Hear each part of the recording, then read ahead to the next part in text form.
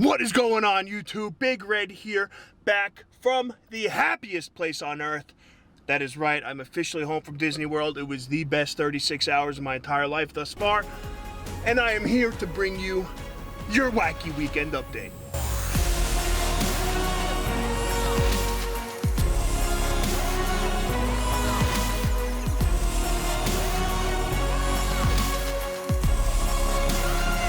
Alright folks, coming in for your wacky weekend update this week. I got 3 articles for you, that is right, 3 of them, all of which are pretty good. And right now, I'm going to start with the craziest one. So we're going to jump right into article number 1. Article number 1 comes out of Metro in the UK and reads, Daredevil tightrope artist takes 70-meter high walk across River Seine. Seine? I don't know how to say that. It's French. This Daredevil, okay, Nathan was his name, attached a slack line from the Eiffel Tower in Paris to someplace else, I don't know where, but it was 600 meters away. And he walked the entire tightrope hanging 70 feet, or 70 meters rather, over the ground. He went over a river, he went over crowds of people, the entire thing. That is ridiculous. This is so ridiculous to me because I'm not going to lie to you guys. I have trouble sometimes walking in a straight line when I stand up out of a chair too fast. So I could only imagine what this guy goes through on a daily basis. So now this guy Nathan is 27 years old. He has said that he has been practicing for this for 4 years now. My main question on this, alright, yeah, he did it. Cool. That's awesome. Like, you crushed it, obviously. How do you train for something like this? I know it's like anything else, really. You go to the gym, you lift weights, you know, to get better at weightlifting. But, like, this is 600 meters long, 70 meters in the air. That is, like, a ton of space that you need. I know he's just not allowed to walk up the Eiffel Tower and hook a rope up and tie it to the other side someplace and do this whenever he pleases. So I really, really am curious as to how this guy goes about training for a stunt like this, because I don't understand how you could do this, how you could train for it. I mean, I understand you could do it, but the training aspect of this it's not checking out to me, and I really need to know how you do it. And I say that because, listen, this feat was obviously absolutely incredible, and the fact that, one, he did it, and he did it with, like, taking breaks in between, and there's pictures of him, like, sitting on the slack line, hanging upside down from it, feet dangling, hanging off it with one arm, and obviously he was tied off with he had a harness on and stuff, so he was tied to the rope, so he was never in any real danger. Not like these guys back in the day. In looking at this, I saw something where some tightrope guys from, I don't know, like the 1800s or I don't know, whatever it was, long time ago, pictures in black and white, long, how there was like a group of them that would get together, and when they would prepare for a show where they would do some crazy tightrope walk, and usually by the time they got out, only like 1 or 2 of them were still around to make it happen.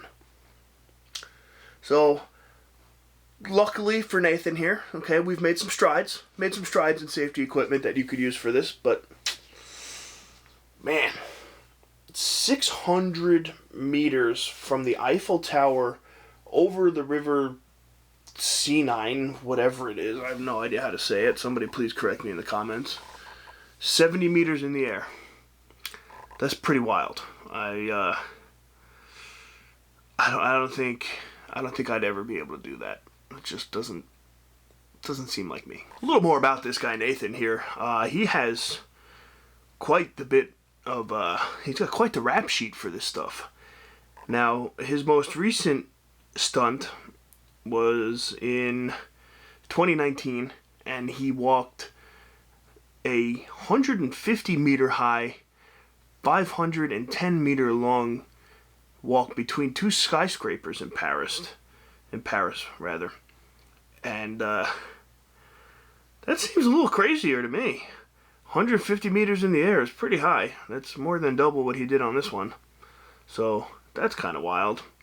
But the article goes on and they ask him why, obviously why he was doing stuff like this, kind of as, why does anybody do anything type of deal. And he said that he started doing this because he wanted to overcome his childhood fear of heights, and it turned out that his fear of heights is what kind of catapulted him into this, and that he now puts on a show for people all the time.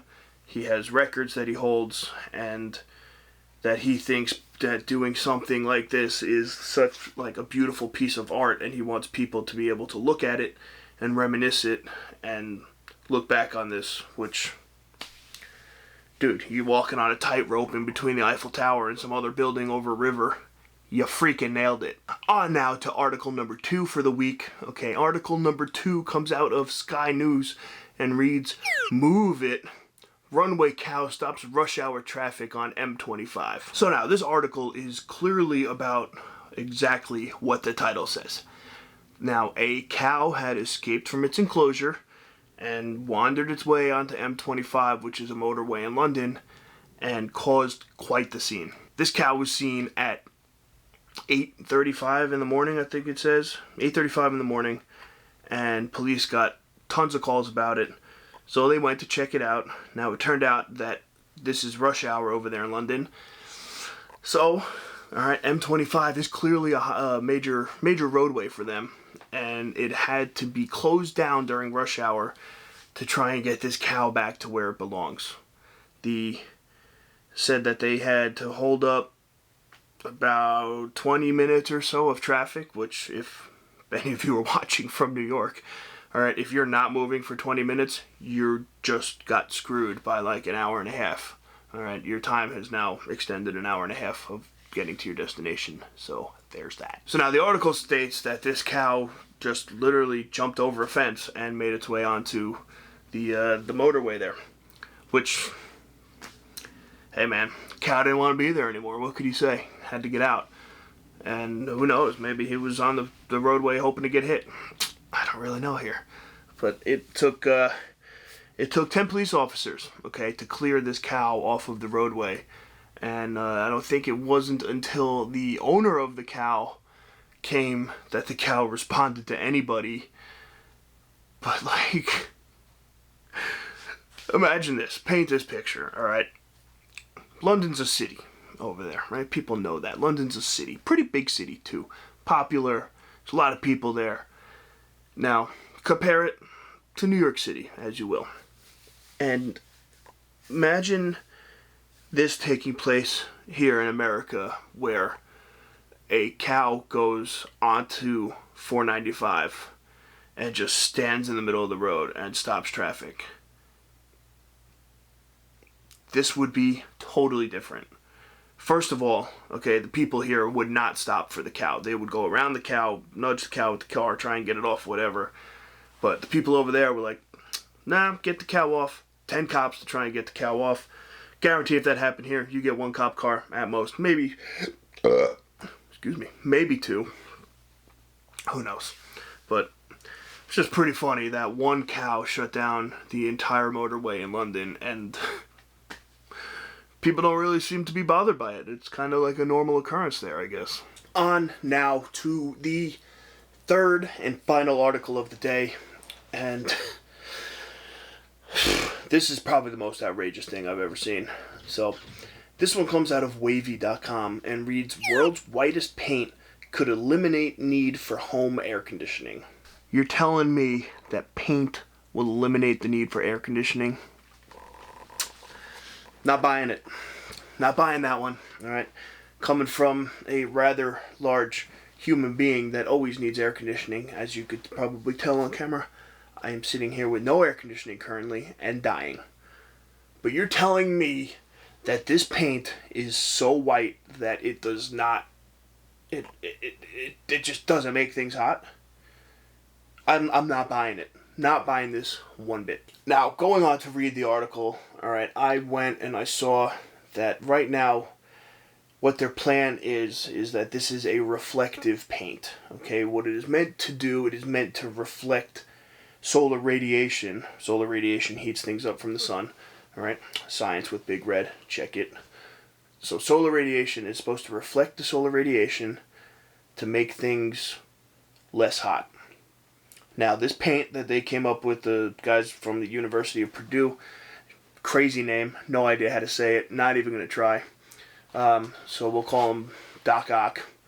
So now Doc Ock came up with this paint, and it is said to reflect 98.1% of solar radiation. 98.1. Sounds like a radio station, but that's the amount of solar radiation that it will reflect. Now, I have been just scouring the internet for stuff, and I noticed that there are reflective paints out there already.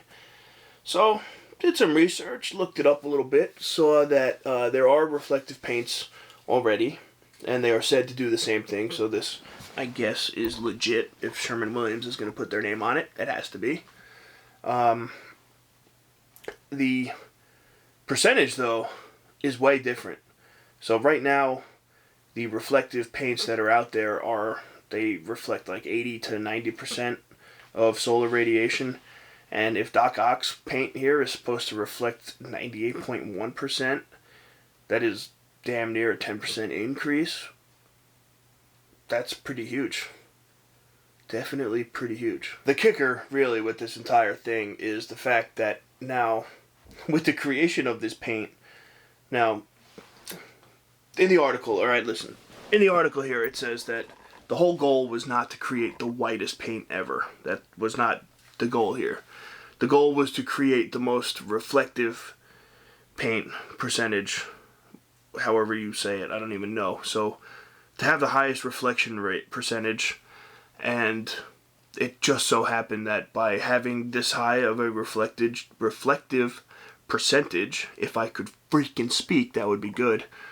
But by having this high of a percentage, turns out that it makes it the whitest shade of white that has ever been created. Because this shade of white is so white, Doc Ock here actually got a Guinness World Record for how white this paint is. This is where we're at in the world, people. Alright? People are just getting... You get a Guinness Book of World Record. You get a Guinness Book of World Record. You get a Guinness Book of World Record. Everybody's getting one. This dude got it for creating white paint. Okay, it's not the most reflective paint, Guinness World Record. It's the Guinness World Record for the whitest paint ever created. What's going on here, folks? What am I doing wrong that I'm not in the Guinness Book of World Record yet? If there's something you could think about that I could do to get into the Guinness Book of World Records, drop a comment down below and let me know, because I will definitely attempt it. So that concludes your Wacky Weekend update. We got cows blocking motorways. We got dudes creating the whitest paint ever created and getting Guinness Book of World Records for it. And some psychopath walking a tightrope from the Eiffel Tower to God knows where, over a river, and tons of people 600 meters long. What is going on in the world? This is probably the oddest combination of articles I've ever had. But I'm here to bring it to you guys. So, thank you guys for tuning in. Please make sure you like the video, subscribe to the channel. Turn on those post notifications so you don't miss anything that's going on around here. And stay tuned for Thursday's vlog, because I went to Disney and it was freaking awesome. So, that's all I got. I love you, and goodbye.